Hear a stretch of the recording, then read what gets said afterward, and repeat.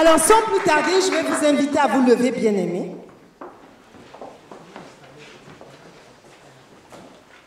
Et nous allons accueillir avec des cris, des acclamations, l'apôtre William qui va nous donner la pensée du Seigneur. Alléluia!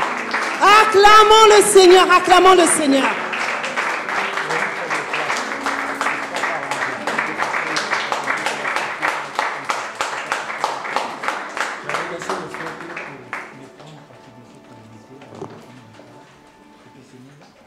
Restons debout. Pendant que nous sommes debout, nous voulons élever la voix vers le Seigneur.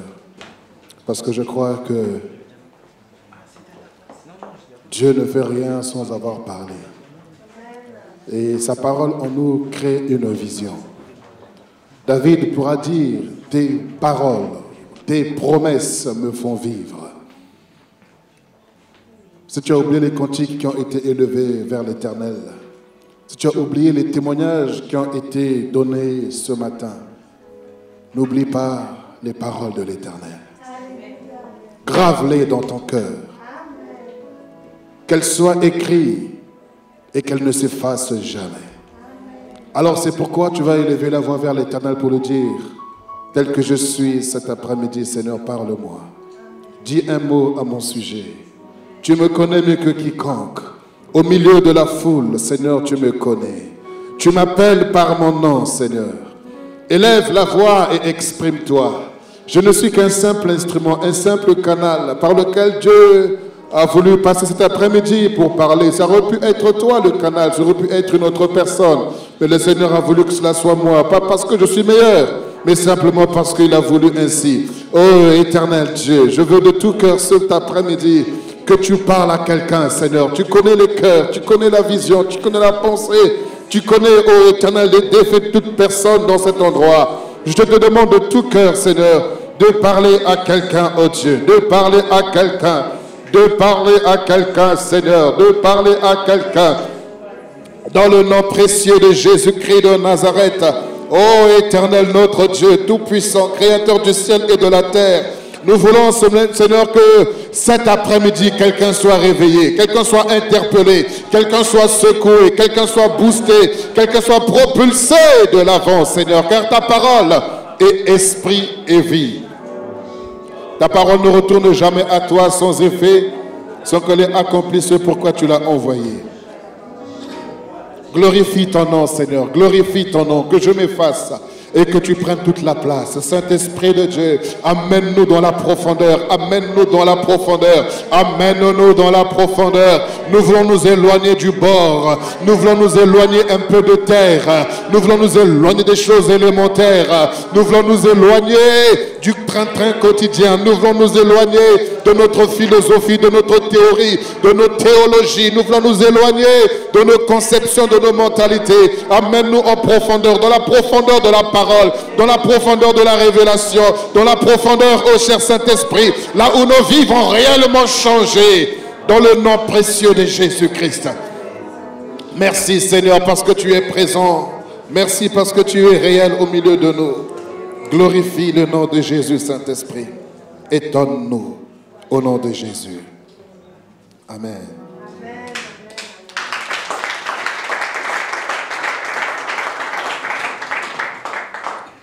Bonjour peuple de Dieu. Je vais vous asseoir dans sa divine présence. Que le Seigneur soit béni. Donc je pense que je n'ai plus besoin de me présenter. Le pasteur Isabelle l'a si très bien fait.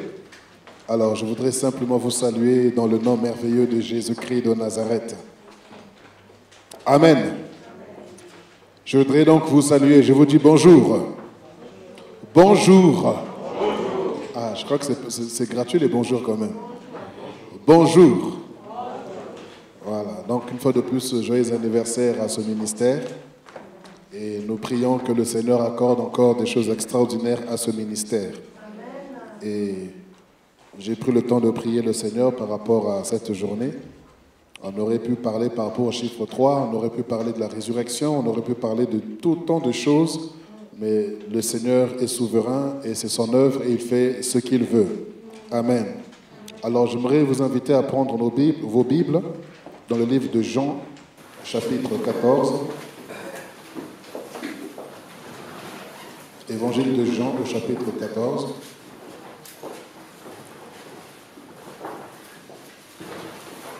Du verset 1er au verset 6.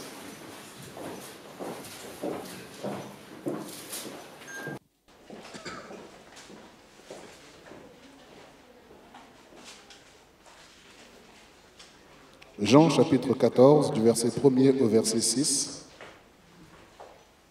Si quelqu'un veut bien nous faire la lecture. Que votre cœur ne se trouble point. Croyez en Dieu et croyez en moi. Il y a plusieurs demeures dans la maison de mon Père. Si cela n'était pas, je vous l'aurais dit. Je vais vous préparer une place. Et lorsque je m'en serai allé, et que je vous aurai préparé une place, je reviendrai et je vous prendrai avec moi, afin que là où je suis, vous y soyez aussi. Vous savez où je vais et vous en savez le chemin. Thomas lui dit, Seigneur, nous ne savons où tu vas. Comment pouvons-nous en savoir le chemin? Jésus lui dit, je suis le chemin, la vérité et la vie. Nul ne vient au Père que par moi. Amen. Amen. Que le Seigneur bénisse sa parole et nous enseigne au nom de Jésus. Amen. Alors, vous avez vu toutes ces belles paroles que le Seigneur a déclarées. Que votre cœur ne se trouble pas. Croyez en Dieu, croyez en moi. Car il y a plusieurs demeures dans la maison de mon Père. Si cela n'était, je vous l'aurais dit. Mais je m'en vais vous préparer une place. Et lorsque je m'en serai allé, que je vous aurai préparé une place, je reviendrai et je vous prendrai avec moi, afin que là où je suis, que vous y soyez aussi. Vous savez où je vais et vous en savez le chemin. Alléluia. Et j'aime le verset 5 qui va attirer notre attention, qui va être l'étude de notre, l'objet de notre étude, l'objet de notre réflexion cet après-midi. Thomas lui dit, Seigneur, nous ne savons où tu vas. Comment pouvons-nous en savoir le chemin? Alléluia. Nous ne savons où tu vas. Comment pourrions-nous en savoir le chemin? Cet après-midi, j'aimerais vous dire de la part du Seigneur, là où tu vas, virgule, tu as besoin d'un guide. Amen. Là où tu vas, virgule, tu as besoin d'un guide. Thomas lui dit, Seigneur, nous ne savons où tu vas. Parce qu'il y a des choses que nous savons et des choses que nous ne savons pas. Des choses que nous connaissons, des choses que nous ne connaissons pas. Des choses que nous maîtrisons et des choses que nous ne maîtrisons pas. Et là, devant de telles promesses, de telles belles paroles que le Seigneur a pu déclarer à ses disciples, en disant que votre cœur ne se trouble point, croyez en Dieu et croyez en moi. Il y a plusieurs demeures dans la maison de mon Père, tant de déclarations, tant de paroles. Et le Seigneur dit que là où je vais, vous y soyez. Et vous savez, le Seigneur dit, vous savez où je vais. Mais les disciples, en la personne de Thomas, pourra dire, Seigneur, nous ne savons où tu vas. Comment pourrions-nous en connaître le chemin? Déjà, on ne connaît pas ta destination. Alors comment est-ce qu'on pourra connaître le parcours? Alléluia. Là où tu vas, tu as besoin d'un guide. Alléluia. C'est vrai que ça peut être un peu barbare pour l'instant, mais je me comprends moi-même et je vais vous aider à comprendre ce que le Seigneur veut dire. Parce que c'est vrai que ça peut être barbare pour tout un chacun, mais je peux vous assurer qu'à la fin du message, je comprendrai pourquoi j'ai donné ce thème également cet après-midi. Alléluia. Nous sommes dans la 3e année du ministère de Jésus-Christ de Nazareth et il est sur le point de finir. Il est sur le point de passer le relais aux disciples. Il est sur le point de dire, j'ai fini ma course. Vous allez rentrer maintenant en route. Vous allez maintenant rentrer sur le terrain, sur le ring pour continuer la marche ou la course ou le combat. Mais les disciples sont sont perdus. Les disciples sont désespérés. Ils se disent, mais nous avons vu cet homme opérer des miracles, ressusciter des morts, chasser les démons. Mais il nous dit qu'on va faire la même chose. Comment, par où on va commencer et où est-ce qu'on va finir?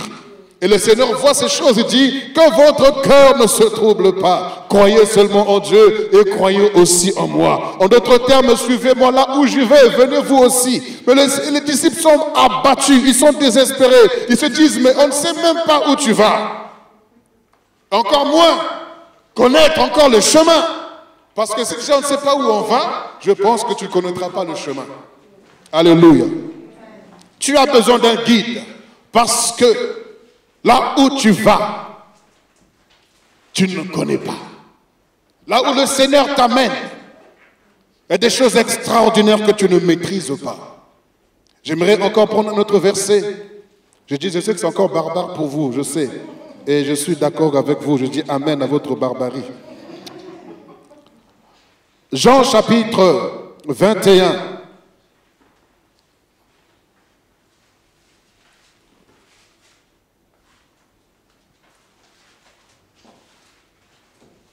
Jean chapitre 21, à partir du verset 18. Oui, pasteur. En vérité, je te le dis. Quand tu étais plus jeune, tu te saignais toi-même et tu allais où tu voulais. Mais quand tu seras vieux, tu étendras tes mains et un autre te saignera et te mènera où tu ne voudras pas. Amen. En vérité, attention quand le Seigneur dit en vérité, c'est que c'est déjà accompli, c'est déjà arrêté, c'est un principe. Je te le dis, quand tu étais plus jeune, tu te saignais toi-même et tu allais où tu voulais. Mais quand tu seras vieux, tu étendras tes mains et un autre te saignera et te mènera. En d'autres termes, te conduira où tu ne voudras pas. Là où tu vas, tu n'en connais pas. Il dit, je ne sais même pas où tu vas. Et comment pourrions-nous connaître le chemin? Alléluia.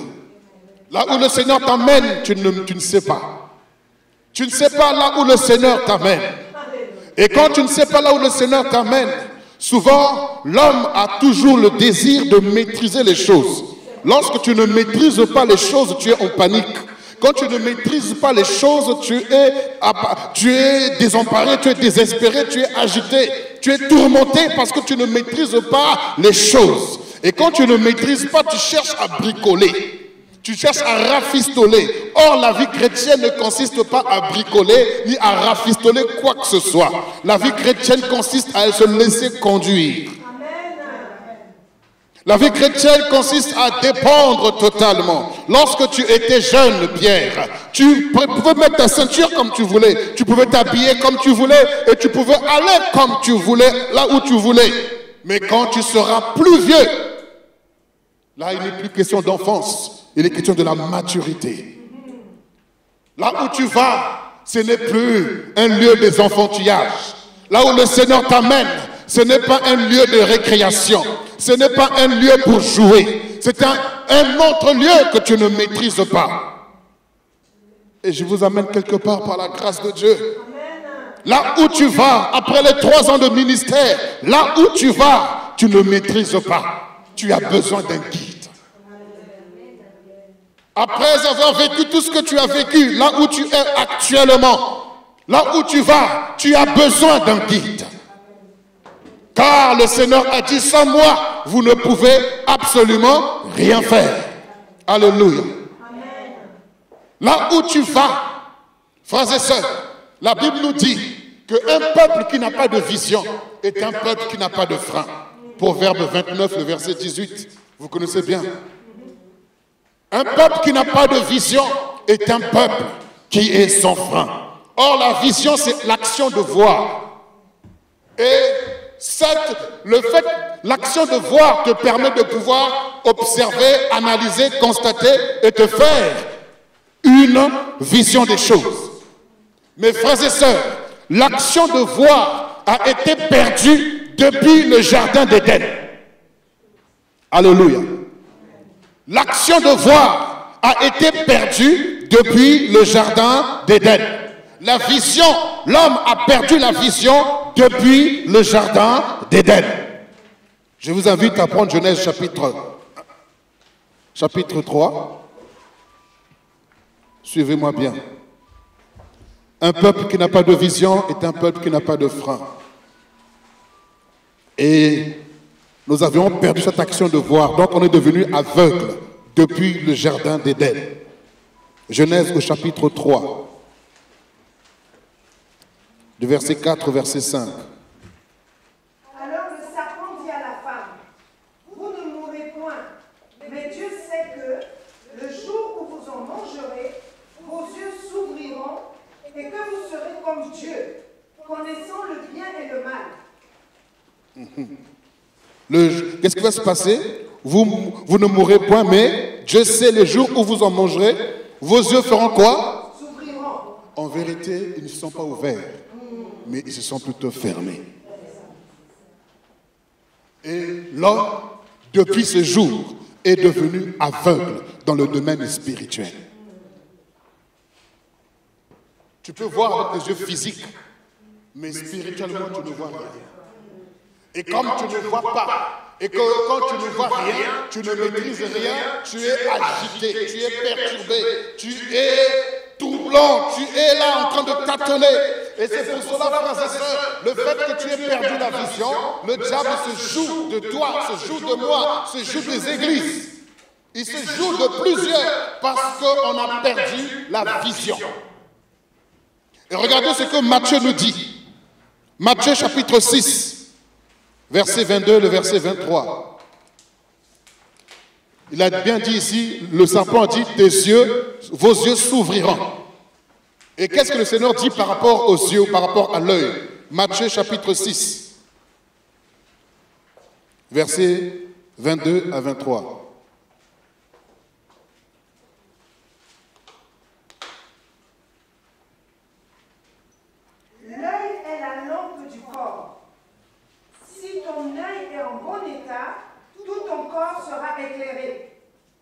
Mais si ton œil est en mauvais état, tout ton corps sera dans les ténèbres. Si donc la lumière qui est en toi est ténèbres, combien seront grandes ces ténèbres? L'œil est quoi? La lampe du corps. L'œil est la lampe du corps. Et maintenant, donc, si cet œil ne voit plus, qu'est-ce qui se passe? Tu es dans le noir. Et qu'est-ce qui se passe quand dans le noir, on cherche à tout prix? Comme l'homme ne maîtrise pas, je dis, quand tu ne maîtrises rien, tu vas tâtonner, tu vas bricoler, tu vas chercher à voir là où tu ne peux pas voir. Et à ce moment-là, tu as perdu la vision. Et quand tu perds la vision, tu ne peux pas savoir là où tu vas. Et là, comme tu ne sais pas où tu vas, tu ne connais pas non plus le chemin. Parce que le diable nous a plongés dans l'obscurité totale, le jour où les yeux d'Adam et Ève sont ouverts. Pensant les faire rentrer dans une dimension autre, mais les a fait rentrer dans les ténèbres. Et depuis ce jour, l'homme est aveugle. Et regardez ce que le Seigneur lui-même dit concernant ses serviteurs dans Ésaïe chapitre 42. Vous commencez à comprendre un peu, je vous amène? Ésaïe chapitre 42. Du verset 18 au verset 20. Sourds, écoutez. Aveugle, regardez et voyez. Qui est aveugle sinon mon serviteur? Oh. Et sourd comme mon messager que j'envoie. Qui est aveugle comme l'ami de Dieu. Aveugle comme le serviteur de l'Éternel. Wow. Vous vous rendez compte ce que le Seigneur est en train de dire? Ah oui, verset 20. Tu as vu beaucoup de choses, mais tu n'y as point pris garde. On a ouvert les oreilles, mais on n'a pas entendu. Wow. Au verset 19, il dit, qui est aveugle sinon Mon serviteur. Wow. Et sourd comme mon messager que j'envoie. Qui est aveugle comme... Au verset, deuxième phrase. Comme l'ami de Dieu. Wow. On peut être ami de Dieu, mais être aveugle. On peut être serviteur de Dieu, mais aveugle. À cause de cette obscurité dans laquelle le diable nous a plongés. Un peuple qui n'a pas de vision, un peuple qui ne voit pas, est un peuple qui n'a pas de frein. Et quand tu ne vois pas, tu as besoin d'un guide. Quand tu ne vois pas, tu ne maîtrises rien. Quand tu ne vois pas, tu es agité, tu es troublé, tu es tourmenté. Et si vous remarquez, tous les hommes que Dieu a appelés, tous ces serviteurs qu'il a appelés, ils ont tous répondu par l'aveuglement. Quand nous voyons Moïse, dans Exode, le Seigneur l'appelle. Le Seigneur dit, j'ai vu, j'ai entendu la misère, j'ai vu la misère de mon peuple, j'ai entendu les cris de mon peuple. Maintenant Moïse, va, je t'envoie. Moïse dirait, qui suis-je pour aller? Parce qu'il ne sait pas là où il va. Il n'en connaît pas le chemin. Le Seigneur lui-même se propose d'être son guide. Je serai avec toi. Alléluia. Je serai avec toi. Et toujours avec Moïse dans Exode au chapitre 23. Rapidement pour que nous puissions aller, parce que je suis en train d'introduire, pour que nous puissions comprendre à notre époque aujourd'hui. Dans Exode, chapitre 23, du verset 20 au verset 23. Exode 23, du verset 20 au verset 23. Voici, j'envoie un ange devant toi pour te protéger en chemin. Alléluia. Et pour te faire arriver au lieu que j'ai préparé. Tiens-toi sur tes gardes en sa présence et écoute sa voix. Ne lui résiste point, parce qu'il ne pardonnera pas vos péchés. Car mon nom est en lui.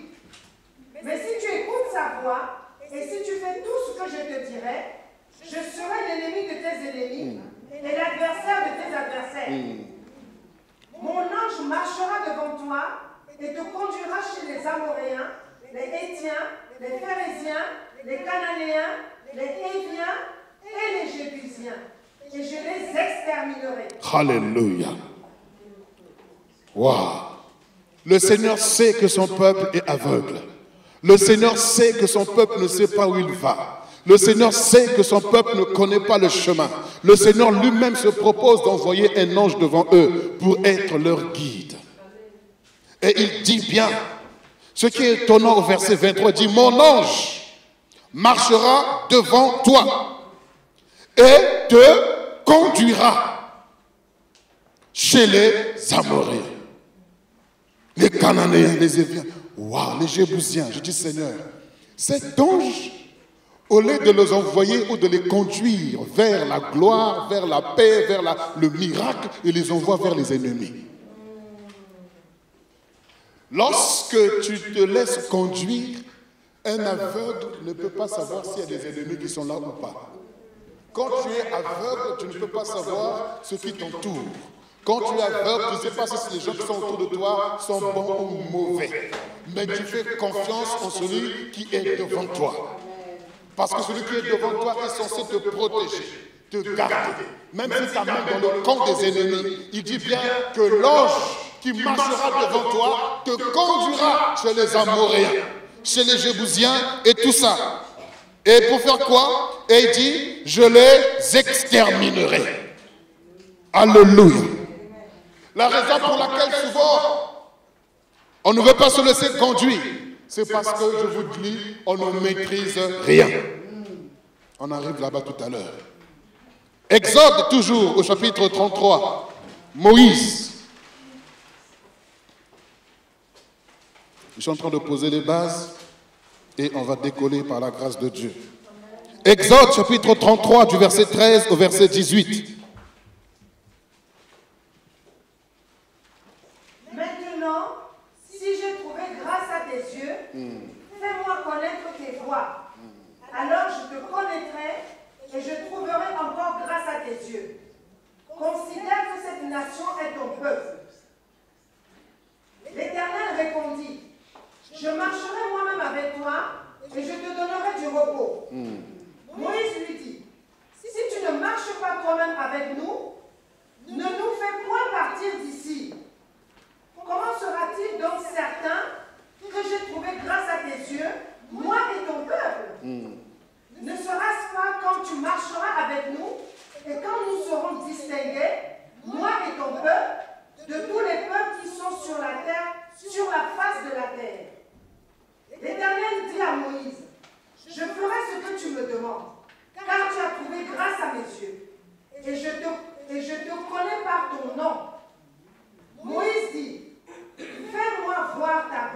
Alléluia.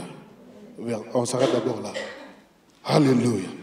Regardez qui est en train de parler, c'est le grand Moïse, s'il vous plaît.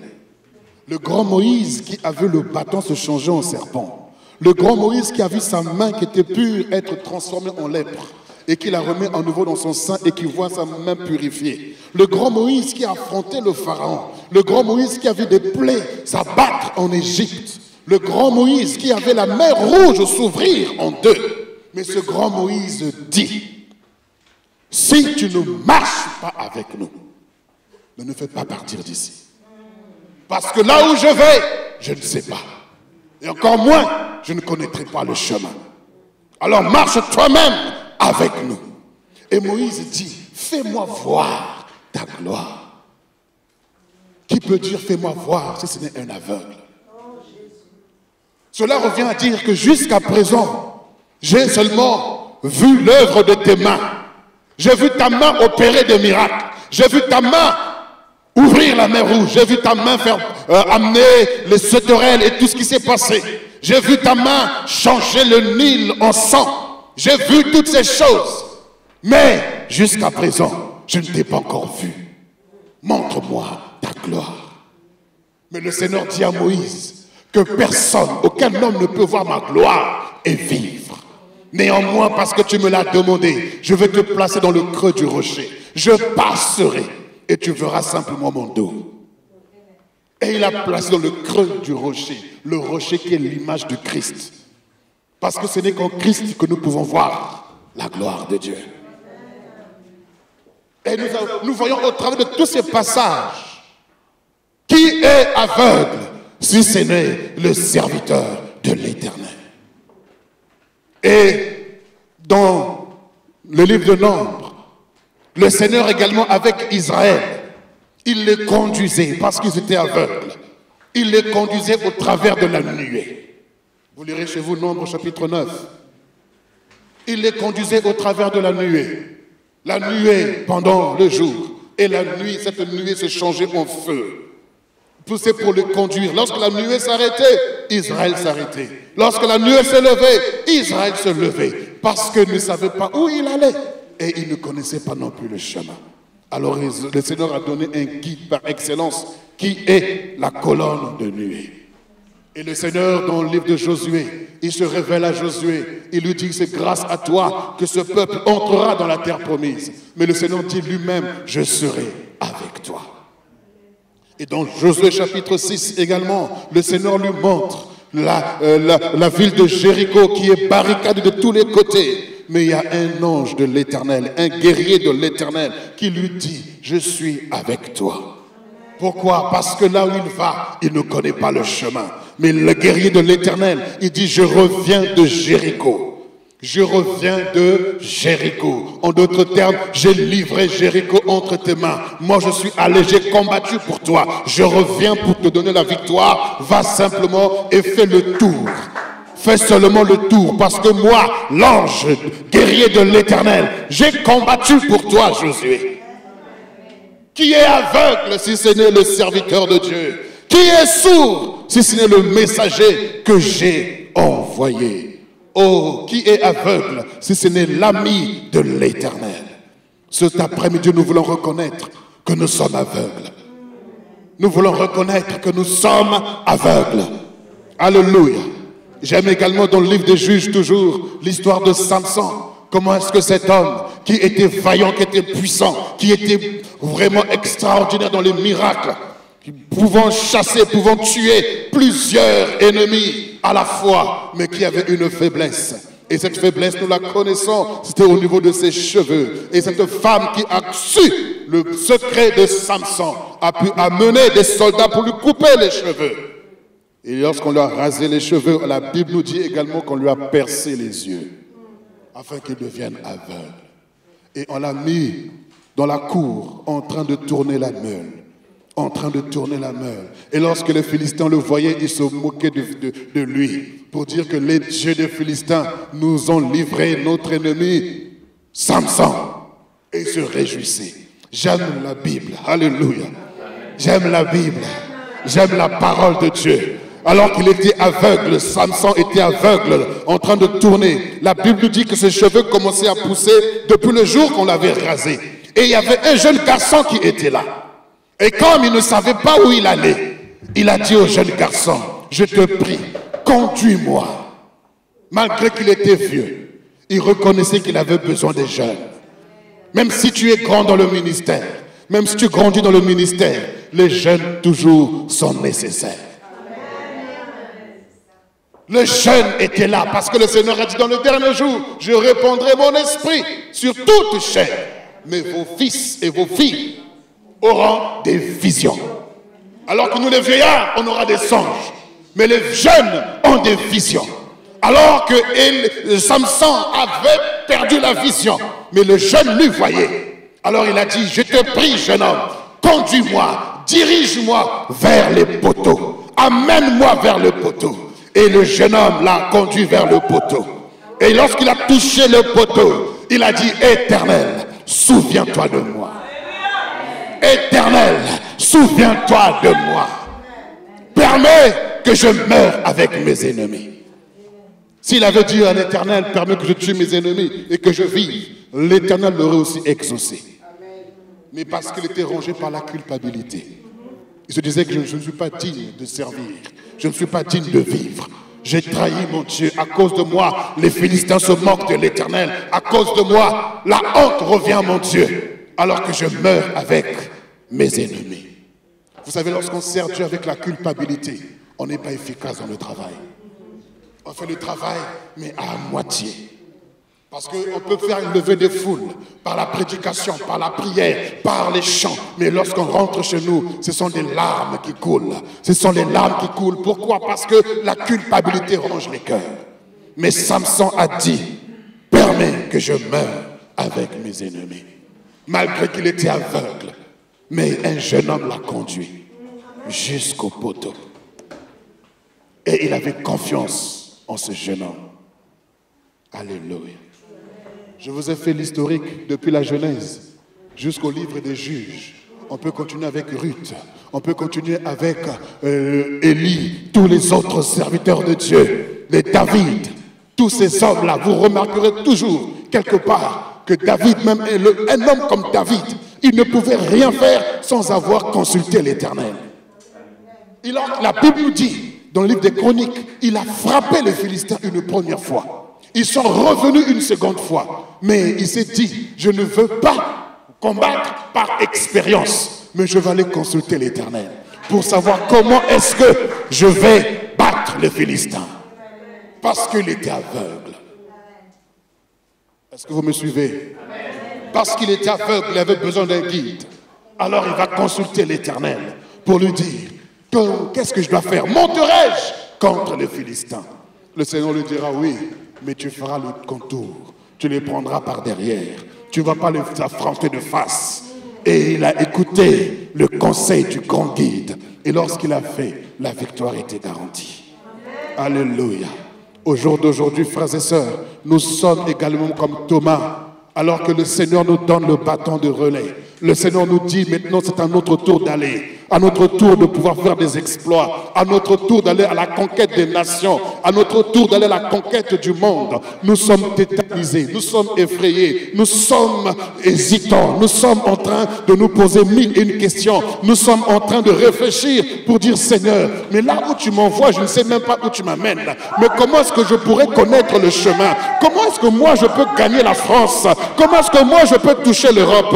Comment est-ce que je peux toucher les nations? Seigneur, je ne sais même pas lire, je ne sais même pas prier. Quand je vois les ministères qui s'élèvent par-ci par-là, moi je n'ai même pas un temple, je n'ai même pas un bâtiment, je n'ai même pas 10 fidèles avec moi. Comment est-ce que, là où tu vas, tu as besoin